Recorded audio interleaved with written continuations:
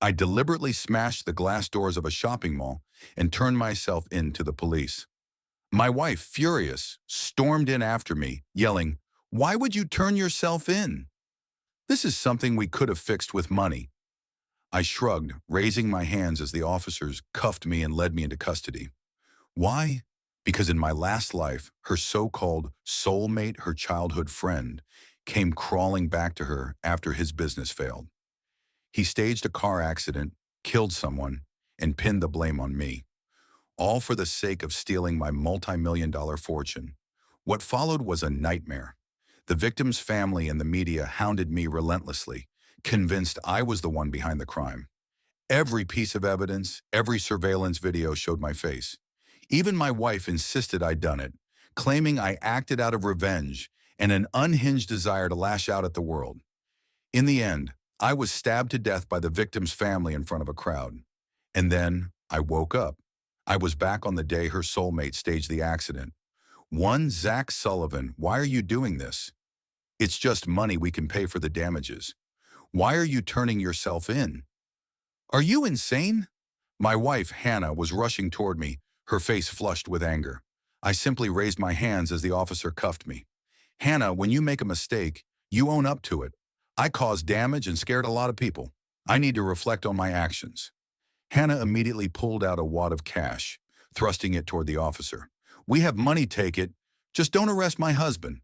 The officer frowned, clearly unimpressed. Ma'am, mistakes have consequences. He's coming with us. Take him away.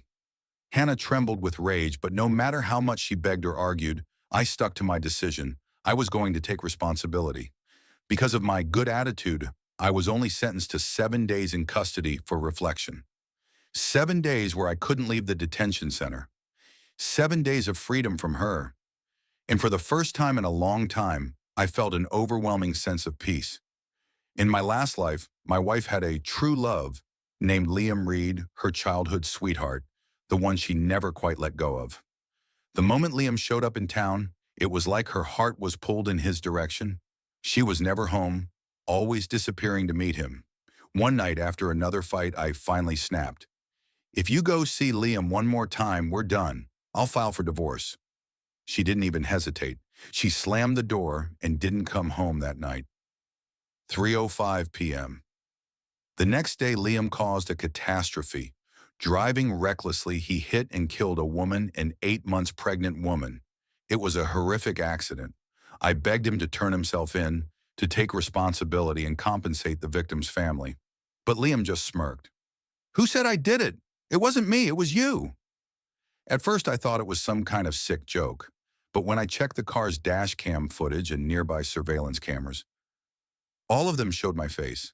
I was framed. No one believed me, not even my wife. She told everyone that I'd become unhinged because of our failing marriage and decided to take my anger out on the world. The media ran wild with the story, painting me as a monster. I tried desperately to defend myself, but when the victim's family finally found me, their grief turned into rage. One of them stabbed me on the spot.